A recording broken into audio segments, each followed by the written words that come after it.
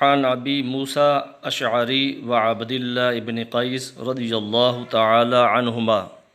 عن النبی صلی اللہ علیہ وآلہ وسلم قال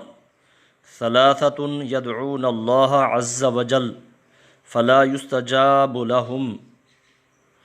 رجل كانت تحته امرأة سيئة الخلق فلم يطلقها ورجل كان له على رجل مال فلم يشهد عليه ورجل أتى سفيها ماله وقال الله تعالى ولا تؤتوا السفهاء أموالكم۔ رسول اللہ صلی اللہ علیہ وآلہ وسلم کی حدیث مبارکہ ہے، جس کو حضرت ابو موسیٰ اشعری اور عبداللہ ابن قیس رضی اللہ تعالی عنہما روایت کرتے ہیں کہ نبی پاک صلی اللہ علیہ وآلہ وسلم نے فرمایا، تین بندوں کی دعا اللہ تبارک و تعالی قبول نہیں فرماتا۔ یہ دعا کرتے رہتے ہیں اور اللہ تبارک و تعالی ان کی دعاؤں کو شرف قبولیت نہیں عطا فرماتا۔ پہلا شخص رجل کانت تحتہ امرأۃ سیئۃ الخلق، وہ شخص جس کے نکاح میں ایسی عورت ہو جو بد اخلاق ہو، جس کا اخلاق درست نہ ہو، اپنے شوہر کے ساتھ، اپنے خاوند کے ساتھ بد اخلاقی کے ساتھ پیش آتی ہو، فلم یطلقها، اور وہ شخص اس عورت کو طلاق نہ دے، یعنی اللہ تبارک و تعالی نے اس کو آپشن دیا ہے،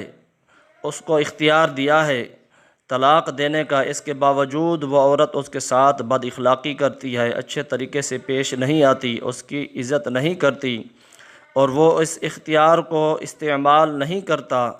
تو اور اللہ تبارک و تعالی سے دعا کرتا رہتا ہے کہ یا اللہ یہ میری پریشانی حل کر دے، یہ میری تکلیف دور کر دے،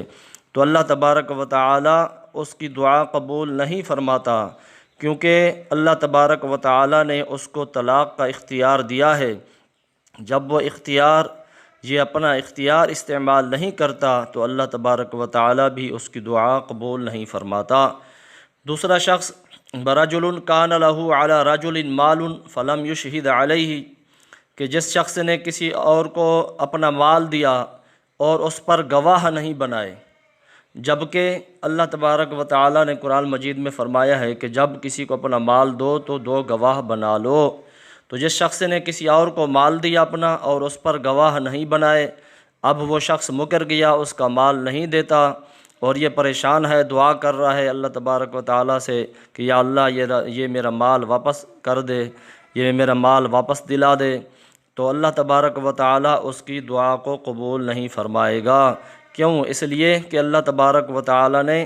پہلے بتا دیا ہے کہ جب کسی کو اپنا مال دو، قرضہ دو تو دو گواہ بنا لو، لہٰذا اب اس شخص نے گواہ نہیں بنائے، اس اللہ تبارک و تعالیٰ کے فرمان کی خلاف ورزی کی، اب وہ شخص مال سے مکر گیا ہے اور یہ دعائیں کر رہا ہے، تو اللہ تبارک و تعالیٰ اس کی دعا کو قبول نہیں فرمائے گا۔ اور تیسرا شخص فرمایا برجل اتی سفیہا مالہ، جس نے بے عقل کو، بے وقوف کو اپنا مال دے دیا اور اس نے اس کا مال ضائع کر دیا، اب یہ دعا کر رہا ہے کہ یا اللہ یہ میرا نقصان ہو گیا، مجھے پریشانی ہے، تکلیف میں مبتلا ہو گیا ہوں، یہ میری پریشانی دور کر دے، تو اللہ تبارک و تعالی